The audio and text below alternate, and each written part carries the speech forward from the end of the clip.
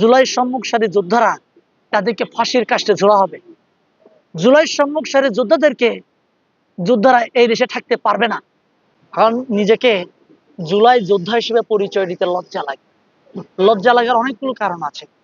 5 আগস্টের পরে যখন সম্মুখ সারির নেতারা বা সমন্বয়করা যখন এই যে জুলাইকে বিতর্কিত করে ফেলার জন্য পায়তারা করছিল, ঠিক সেই মুহূর্তে আমি একটা সতর্ক বার্তা দিয়েছিলাম।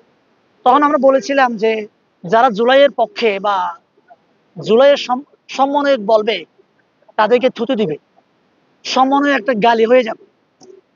এই সমন্বয় একটা গালি হয়ে যে যাবে, এটা আজকে আমার এই কথা তখন অনেক মানুষ প্রতিবাদ করেছে।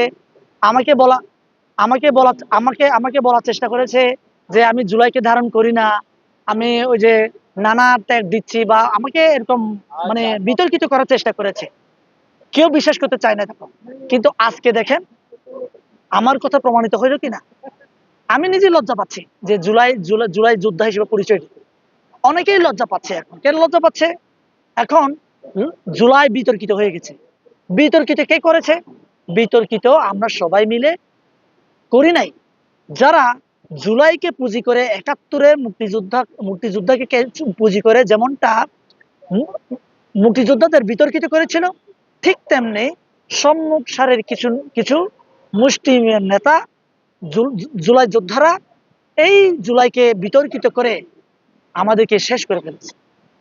জুলাই আমি দেখতে পাচ্ছি জুলাই সম্মুখ সারির যোদ্ধারা তাদেরকে ফাঁসির কাস্টে ঝোলা হবে। জুলাই সম্মুখ সারির যোদ্ধারা এই দেশে থাকতে পারবে না।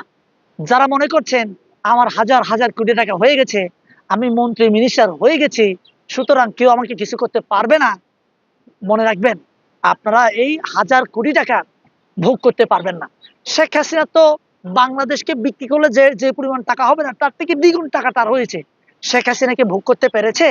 পারে না রে ভাই। কেন পারে নাই? দেশের জন্য ওরা কিছু করে নাই। দেশের মানুষের জন্য চিন্তা করে নাই। দেশের মানুষের জন্য যদি আমরা চিন্তা করা শুরু করি, জুলাই যোদ্ধার জন্য শুরু করি, জুলাই এখনো থাকবে। কিন্তু আমরা যদি এই জুলাইকে বিতর্কিত করি, তাহলে ভাই আমাদেরকে মরে যেতে হবে।